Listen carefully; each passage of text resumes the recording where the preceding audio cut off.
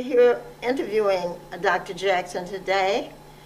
And Dr. Jackson, we're just happy to have you to take out time from your busy schedule to have us interview you on, you are coming to Muskegon Heights. Now, when did you come to Muskegon, and why did you come here? All right, I came to Muskegon in 1960.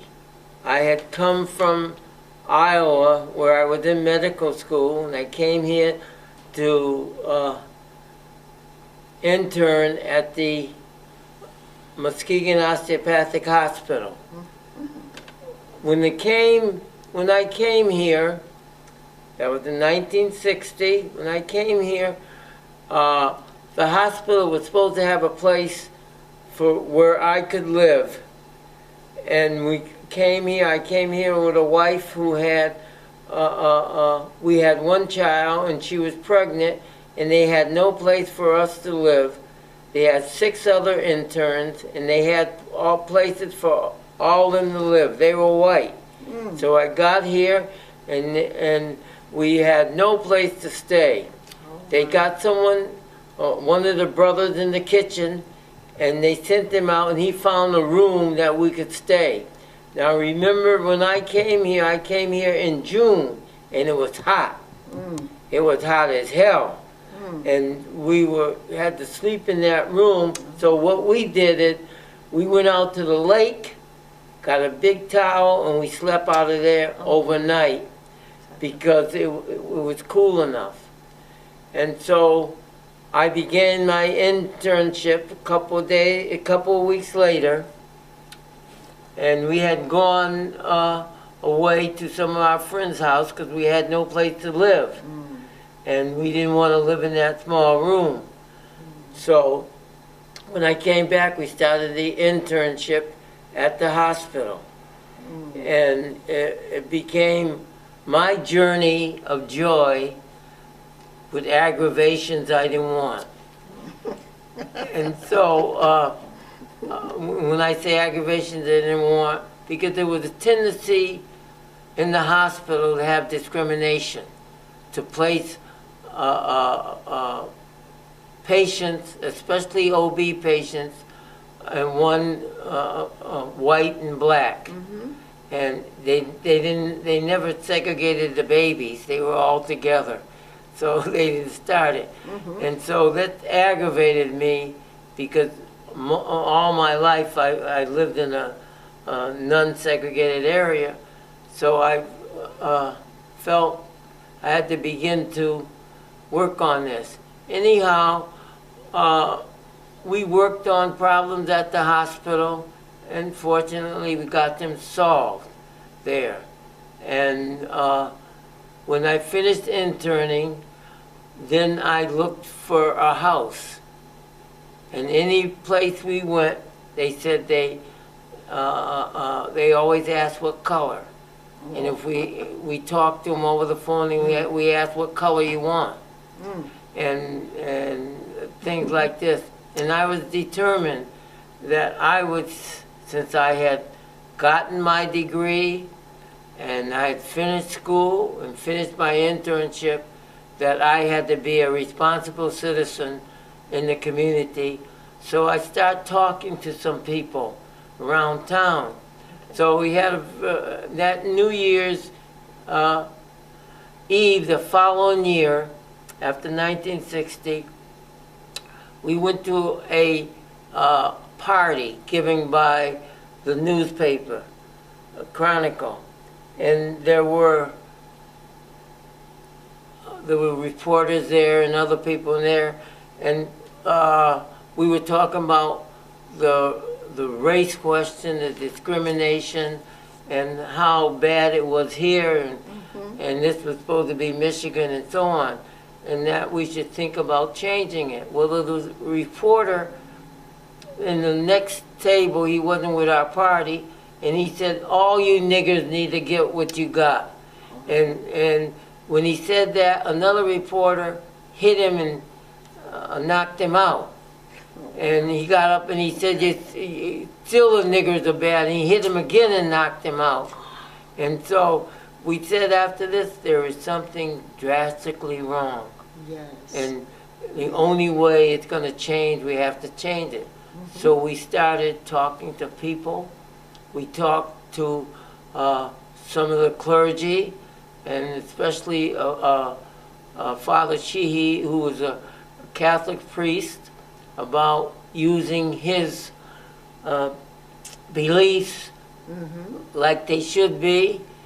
And so he was willing to join and do something. Then we talked to a dentist, Dr. Howe, who had just graduated from dental school at the University of Michigan, and he couldn't find a place. He couldn't find the place he wanted to have his dental office, and he was a hometown hero. Okay. So we convinced him that it was not the Urban League that could do it, but that we as citizens could get out and do it. So we began to form a group, and we talked among each other and explained and gave ideas, and we took those ideas and we said, let's start doing something. Oh. So the thing we started, we felt was nice and calm. We didn't want to do any fires at that time or raise any cane at that time, but to kind of educate the community so they would look at how they were. And so we went down and started demonstrating, and the community had a fit. We took picket signs and walked downtown, and the paper blew it up like we were here with an army or something. And then the town started being aware of the way it was, and we started struggling, creating certain groups, and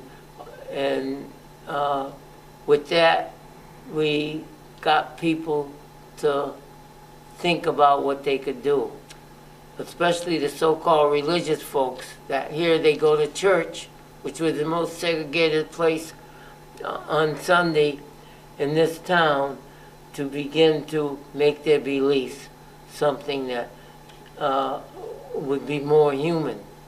And we had to struggle for the next 4 or 5 years. We got to struggle into housing, jobs, and anything that was discriminatory, we brought to the public, and we struggled with it. And the town had a hard time, because at times I would get calls, I'm coming over to kill you, and I would tell them, well, make sure you bring your undertaker. And things like that. And on my office, in my office, there were signs with by the Ku Klux Klan that we were gonna get you and your family. We had a cross put out where we lived, and so all that was an experiment. But we kept working. The more we got a reaction, and the more we knew people were thinking about it, and that we were going to change it one way or the other, and that there was no special way. And if prayer didn't do it, then violence might do it. And we felt that we wanted the people to begin to search their souls. So we had as many meetings informing people how they were. We had many of the plants that weren't hiring. We let people know who they were and so on. And so they began to at least hire. And so we worked up until we had decided to build a house. And when we always loved Lake Michigan when we came in here. It was we really fell in love. And so we decided to live on the lake, on Norton Shores. we had 10 builders who would not bill for us. And the reason was most of them gave because we weren't supposed to live up there. That was a place for white folks. Oh. And so a funny thing happened. The police chief, who was from, I think he was from North Carolina, said to them, if you do anything to the Jacksons when they move up, I'm going to arrest you. Whoa. And this kind of cut down some of the temperament in there. So we finally found a builder and we moved on the lake. And so that was my experience to start living in Muskegon. And I've been in practice ever since then. That's been about 50 years. And a lot of it's been joy and a lot of it's been sorrow. But the big joy is to struggle with the population and see the change that you can make. Well, it just seems like, Dr. Jackson, that you have really had a struggle, but you've been a real community advocate and trying to rebuild the community and the people. How old were you when you first came here? I was 28. 28 years old. And how old are you now? I am 82. 82, all right. And you still practicing? Yes. Oh, he's still practicing. My goodness, that's a wonderful thing to know that you're still working as, and I'm sure you have a lot of parishioners. I looked at your office Parishioners, once. I'm not in the church. Well, I'm sure you had a lot of Patience. Patience, that's Yeah. right, patience. Because I was in your office once and you had a large display of people that you had, that you had served as their doctor and their children. Many of the people are in my church that know you, and you had their children. You delivered a lot of babies, and we just like to say that we appreciate everything that you've done. Did you know anyone here when you first came to Muskegon? I didn't even know there was a Muskegon when I was looking for internship, and one of the doctors here came and he told me all the things he had, and I asked him, are there a lot of black folks there? He said, oh yeah, a lot of black folks there. And he said, you come and you do well. And it's an ironical thing. When I came here and got ready to practice, one of the doctors signed for a loan for me so I could open an office. And I wanted to open an office where everyone who wanted to come to me would be available to come. So I opened it downtown, right? Basically in the Women's Club, in that area. And I stayed there for 20 years.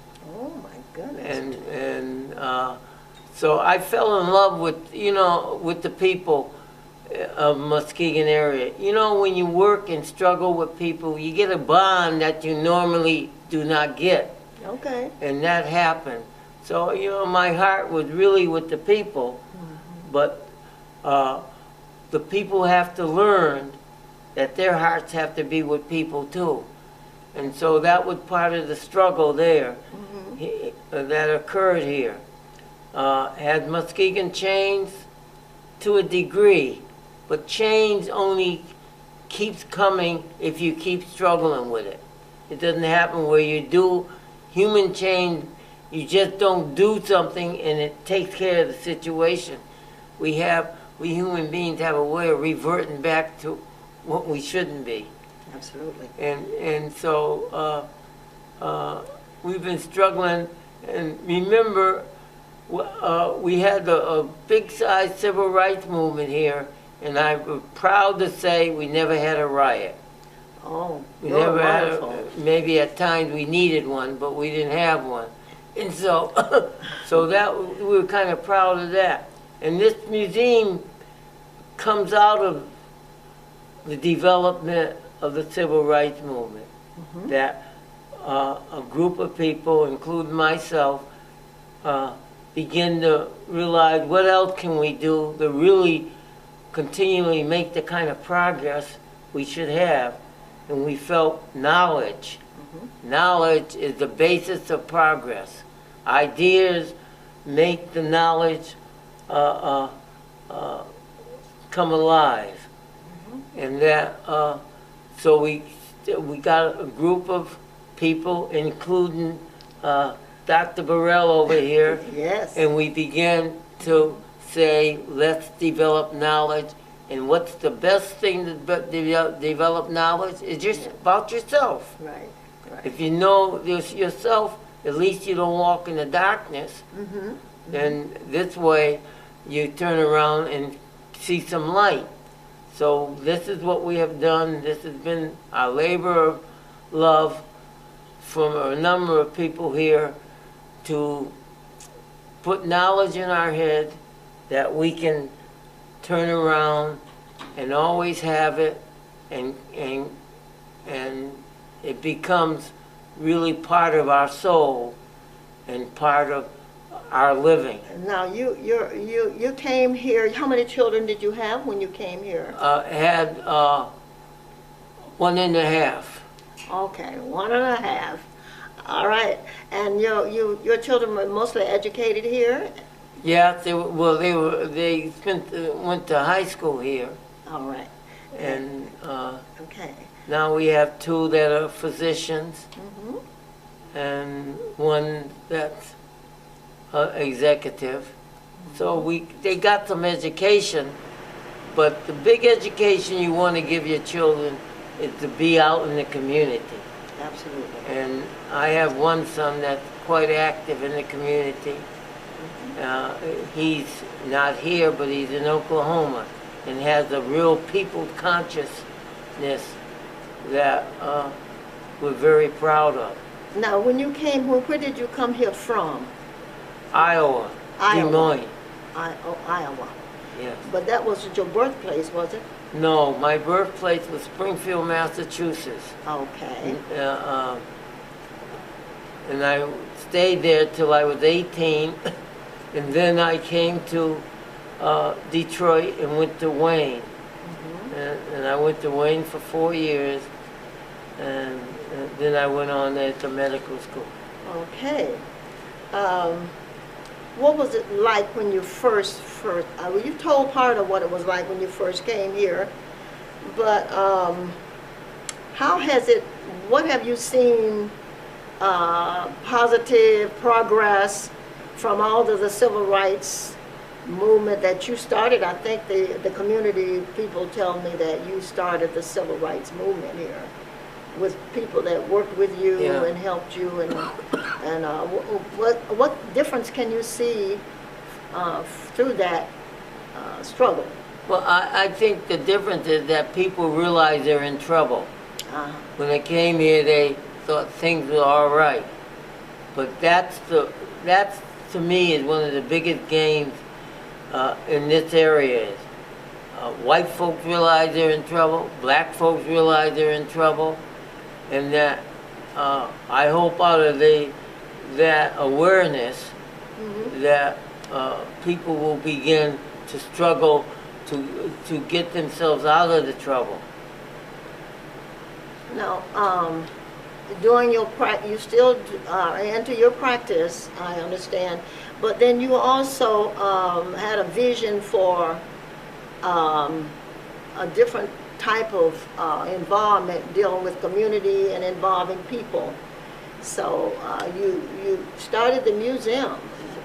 How did you get the idea that you wanted to have African American museum? I know you were the one that bought the building, and you just went all out to. Well, with struggling with people gave you the idea. Do you ever go along and you say, what else can I do? And you put your mind to it, and all of a sudden you can do something else. The whole idea of, we had the forums.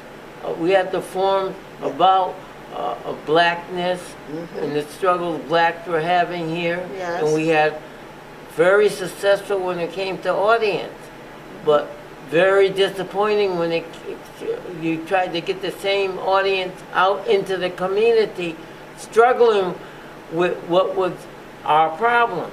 Okay. And so we had two of them. Yes. After it was over, it was like the shouting. You heard it stopped, and you heard no voices. And so you think, well, see, my philosophy is you don't give up.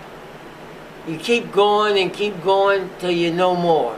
Yes. And you never give up, and in this way you keep, ideas are what makes the world.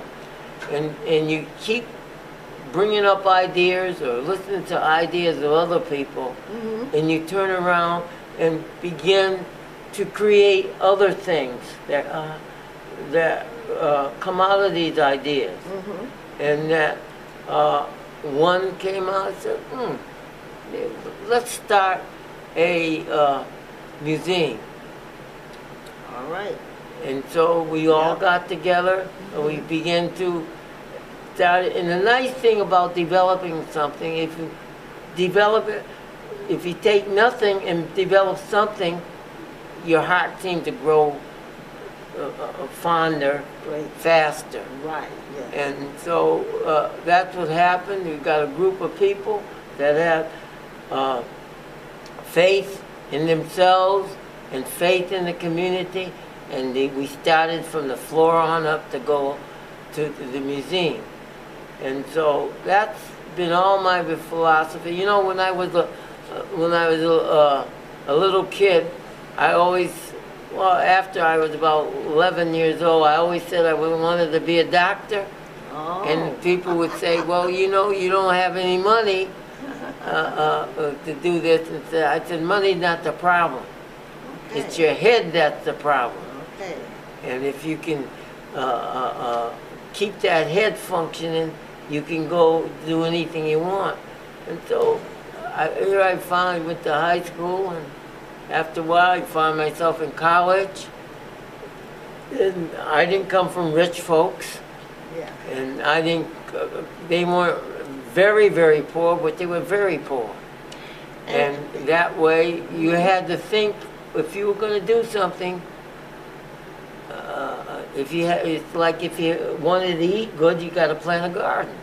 Okay. And so the same way, if you want to go to college, you got to think about how you can go to college. Right. Not how you not can go to college. So did you get little jobs and things? Oh, I had saved. The funny thing I like to talk about, I had a little window washing company, and I would wash windows once a week, and I would charge. They knew what I was going to charge and everything else, but I always said to them, I want you to give it to me in change, because if you had dollar bills, if I hide them in the cellar where I live, the rats would eat them. Oh. So I used to get $50 and quarters, and when I got ready to leave for college, I had $500. Oh my goodness. I had them a big pan of thing, and I had them buried in the potato cellar. Okay. And so on, but you know, that was always my dream of going to college, and I knew I had to find some way to go, and so that became quite a tale there. I pulled up and my mother was real surprised, and she said, "You really did something, didn't you?" You know, and all that makes you feel good. Absolutely, you know, absolutely. On that line. I'm sure your mom and dad must have been very proud of you. And, the only doctor in the family. well, And you're the youngest, are you? we're the youngest. We're the last of the last. Our mother and father had us at the end. My mother was 45 when she had us. Oh my goodness. So you're saying us, what do you mean, us? I had a twin brother, but he passed away about 10 years ago. Oh, you had a twin brother. Yeah, and so yeah, they were very proud. And you know, when I left home, you can figure I was 18, and my mother was 5, 6, was around 62. Okay. And can you imagine a parent 62 raising up a kid? You got to have a lot of gumption somewhere. So that was the beginning, the start of my life. Yes. I was very fortunate. I lived in the area where Paul Robeson lived, and he was a great inspiration. He was my idol when I was a child. Great. Of the things he had done, and his proudness to blackness, and of course a very talented person there. So when I left home, I was ready to go forward. And of course I got to Detroit, and I'd never seen a city like Detroit. Detroit then was a jewel, even though it was segregation. The segregation, it was such that you were proud of blackness, because what blackness was doing. Now, you went to school, grade school in Springfield. Yes. Did you experience anything like prejudice or? Well, white folks have always been a bitch. You know, I mean, that's a new. I mean, surely the racism kept white folks in their position, and it's been since our ancestors got here, and ever since they arrived from Europe. And so you had where black folks lived, you had where white folks lived. You had where poor white folks lived. They tried to live away from black folks, and then where the wealthy lived, it was just far in some distant corner. That the only way you'd see there, you would go and work for them. Okay. And so on. But the segregation was kind of how can you say it? It was kind of not talked about, not really pushed on. There was no place, you could go any place to eat, the movies, you couldn't go any place to live, and you couldn't,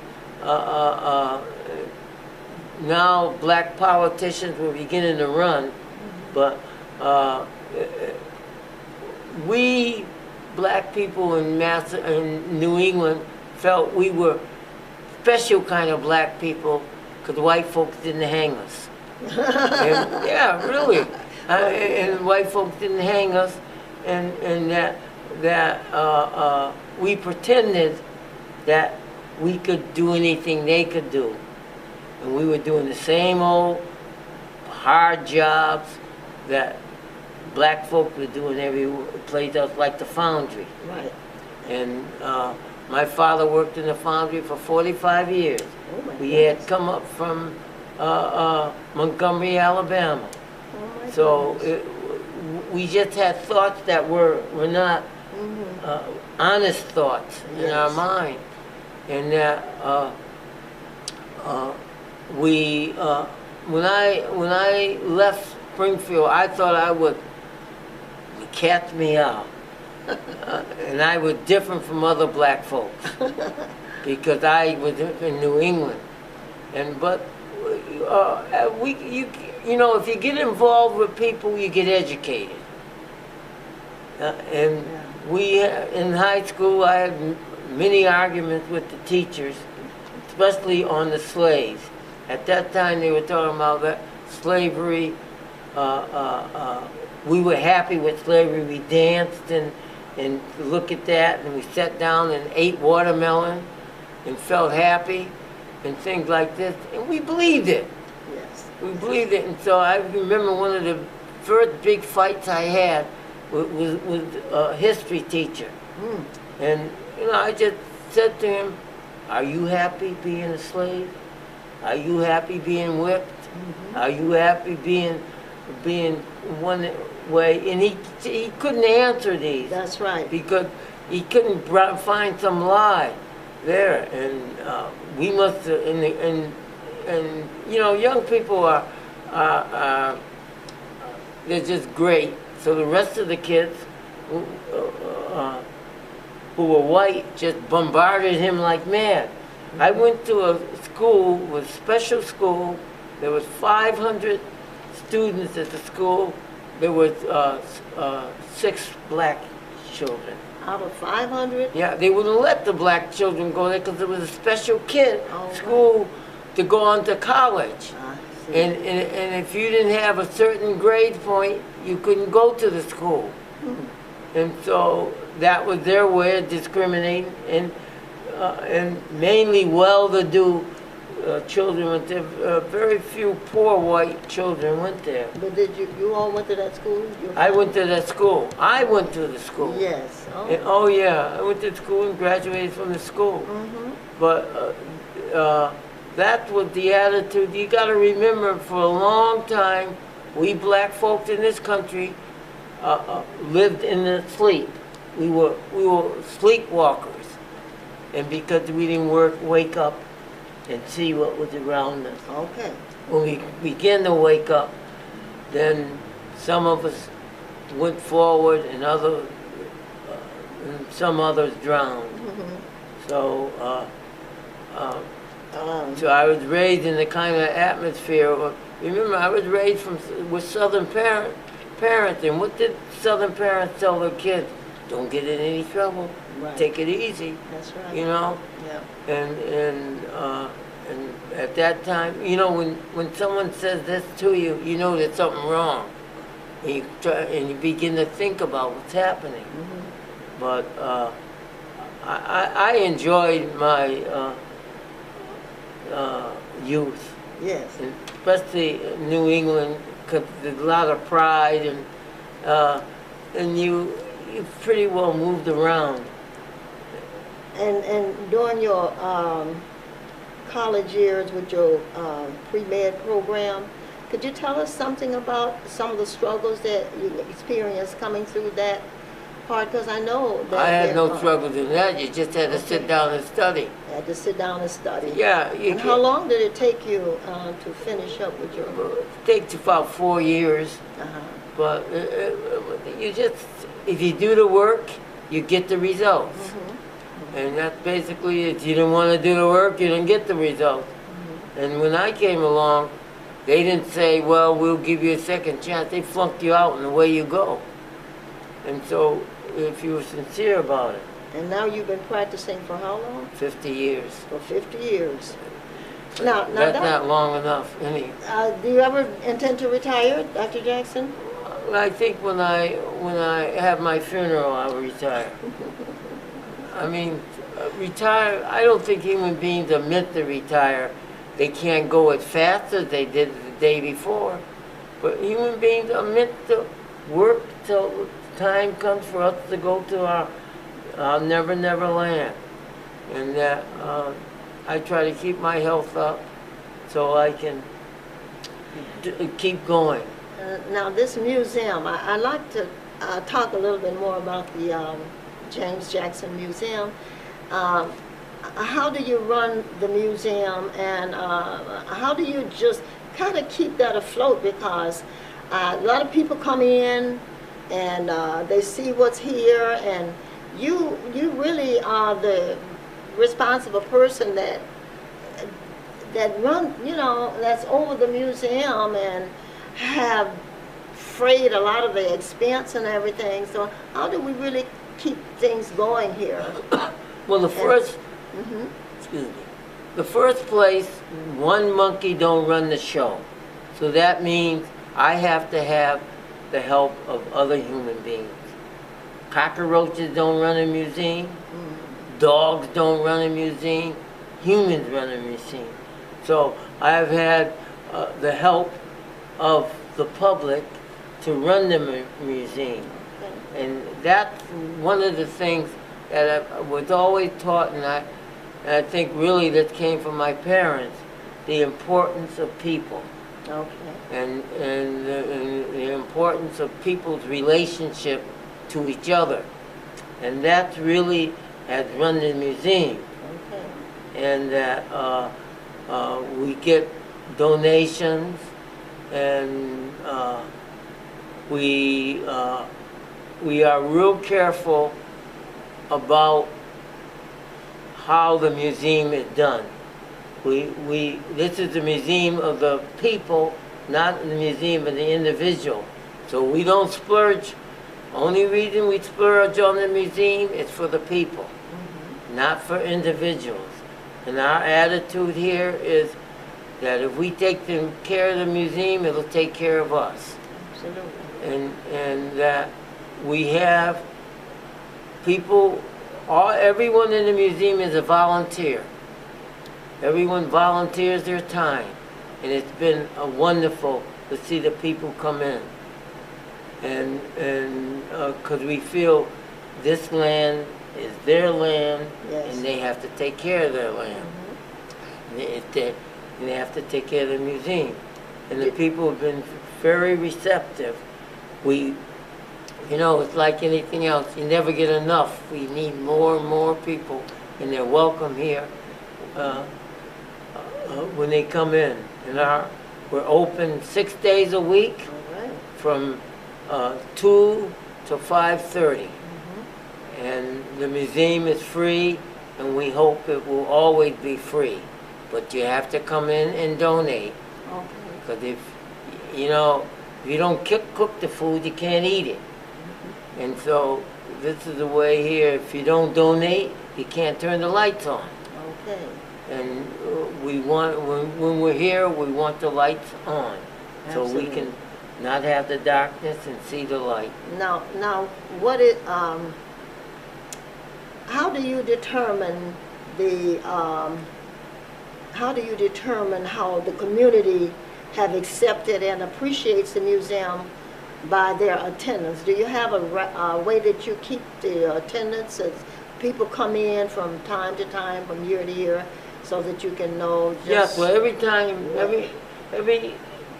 when someone comes up and they sign up, this gives us kind of a record of where we're going. Okay. And when the weather is wonderful, the community is wonderful. When the weather is bad, the community is bad. And so a lot depends on the weather. We know that people are glad we're here. We just feel not enough people are glad that we're here. Because we want people to come in and get knowledge. Once you have knowledge, it's better than the bank, because it never goes away until you go away. And we want people to feel that this community is theirs. And until they can get to the level of feeling that, they become a stranger in the community, and they don't treat it like it's theirs. All right, you have a board, trustee board, a board of directors that work with you here. And Yeah. I was wondering about the grant program. Did you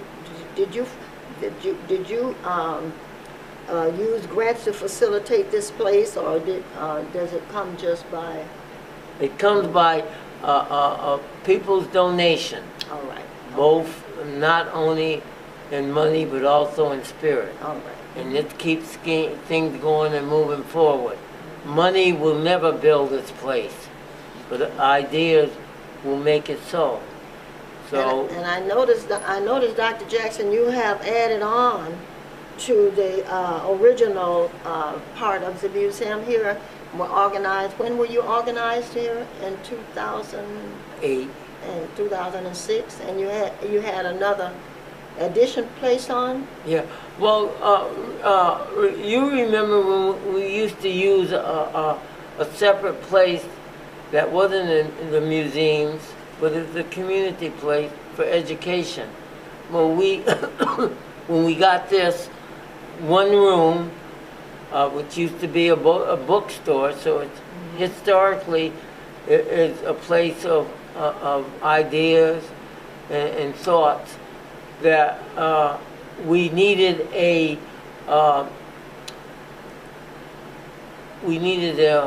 was going to say engagement ring, but we needed a arena where people could have education. Oh. And so at that kind of stimulated us to turn around and build another area that was an educational area.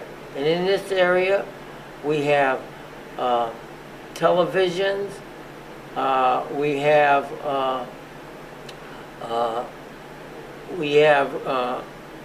movie cameras, and we have exhibits. And that way we can do education here, right in the place, and we invite people to come and feel real comfortable. And this dear lady over here gave us some beautiful chairs, so when we come, our butts won't be sore after we sit. So we have made it comfortable, and we for people to come in and see all kind of DVDs. We have DVDs on different part of history.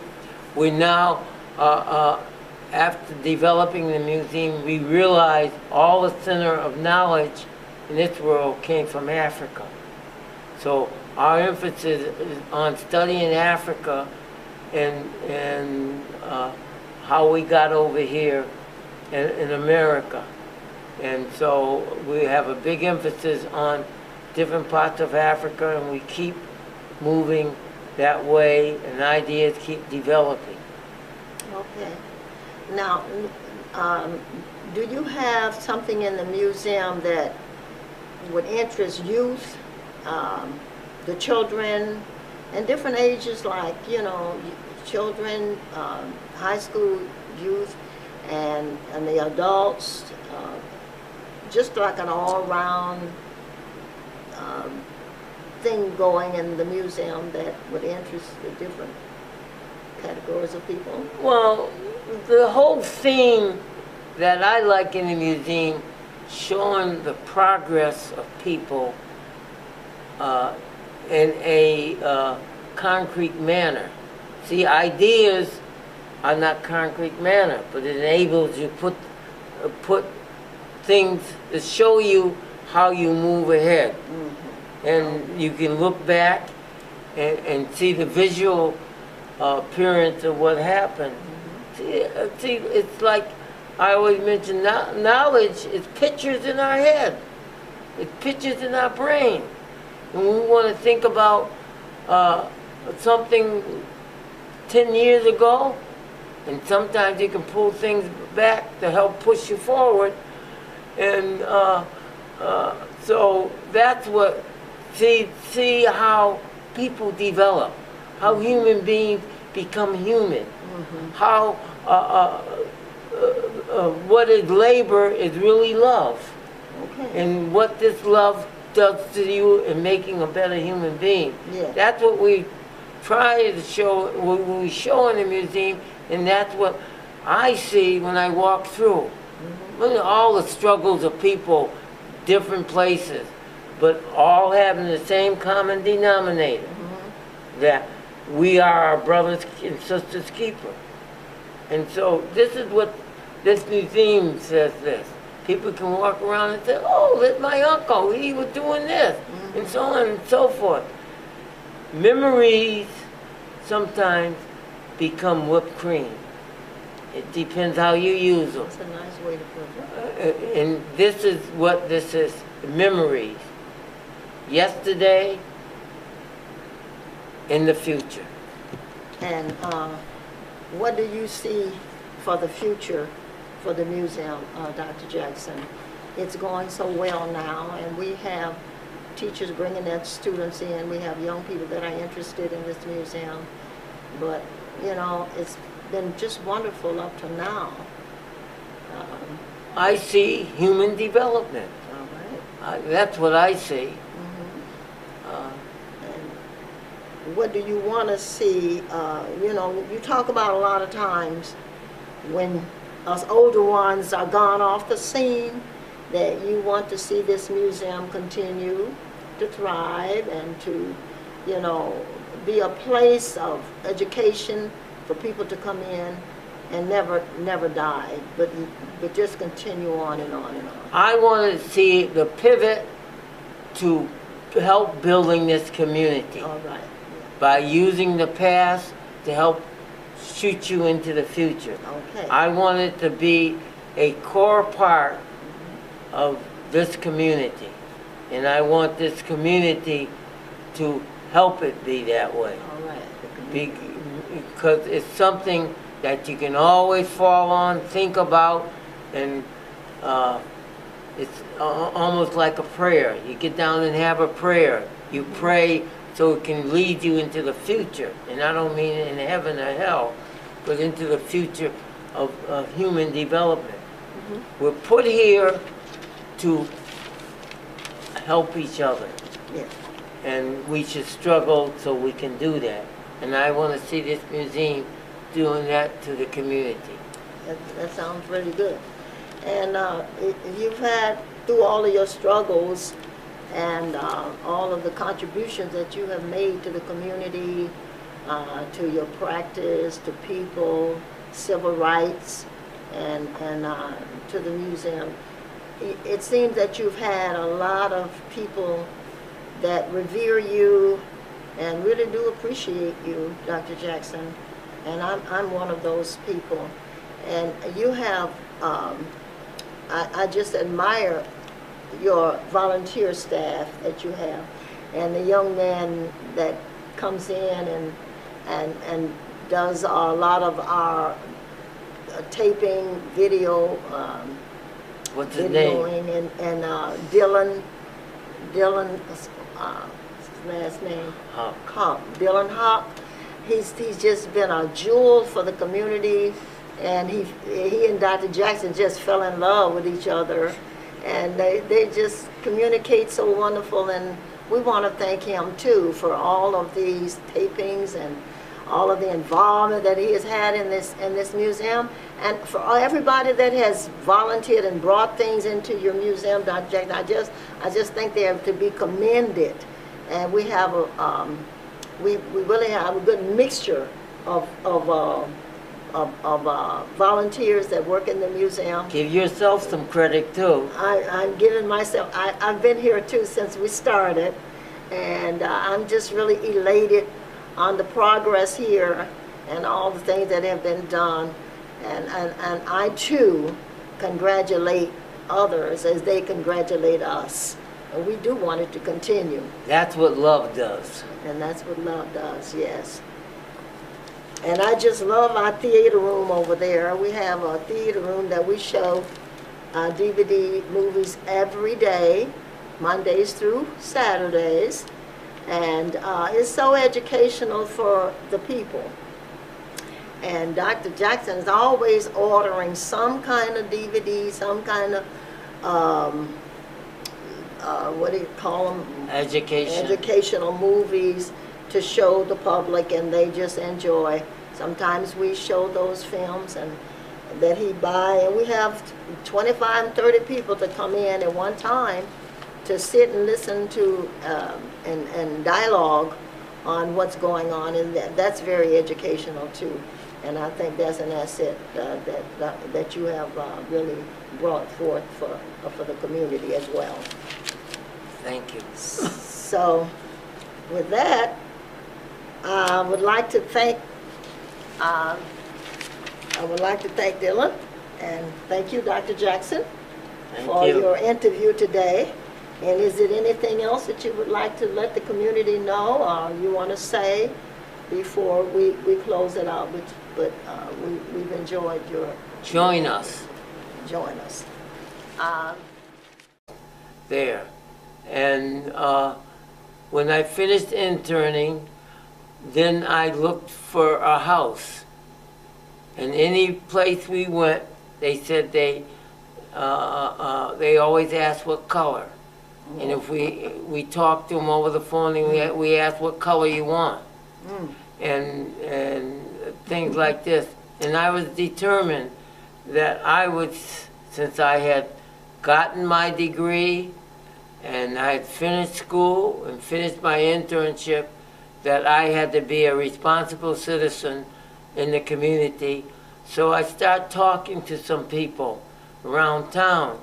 So we had that New Year's Eve the following year, after 1960, we went to a party given by the newspaper, Chronicle, and there were reporters there and other people there, and we were talking about the race question, the discrimination, and how bad it was here, and this was supposed to be Michigan and so on, and that we should think about changing it. Well, there was a reporter in the next table, he wasn't with our party, and he said, all you niggers need to get what you got. And when he said that, another reporter hit him and knocked him out. And he got up and he said, still the niggers are bad. And he hit him again and knocked him out. And so we said after this, there is something drastically wrong. Yes. And the only way it's going to change, we have to change it. So we started talking to people. We talked to some of the clergy, and especially Father Sheehy, who was a Catholic priest, and she was pregnant, and they had no place for us to live. They had 6 other interns, and they had all places for all of them to live. They were white. So I got here, and we had no place to stay. They got someone, one of the brothers in the kitchen, and they sent him out, and he found a room that we could stay. Now remember, when I came here in June, and it was hot. It was hot as hell.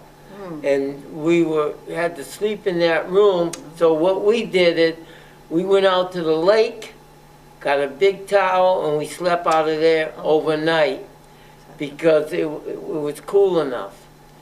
And so I began my internship a couple of weeks later, and we had gone away to some of our friends' house because we had no place to live, and we didn't want to live in that small room. So we're here interviewing Dr. Jackson today, and Dr. Jackson, we're just happy to have you to take out time from your busy schedule to have us interview you on your coming to Muskegon Heights.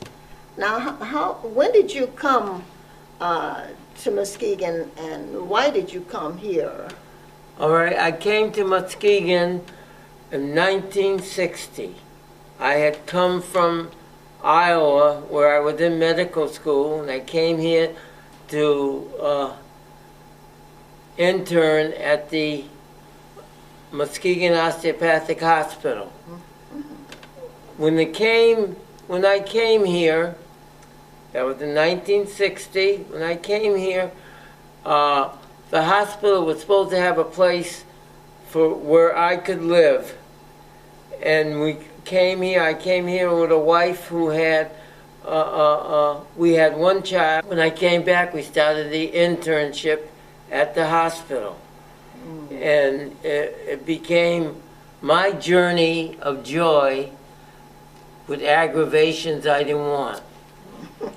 And so, when I say aggravations I didn't want, because there was a tendency in the hospital to have discrimination, to place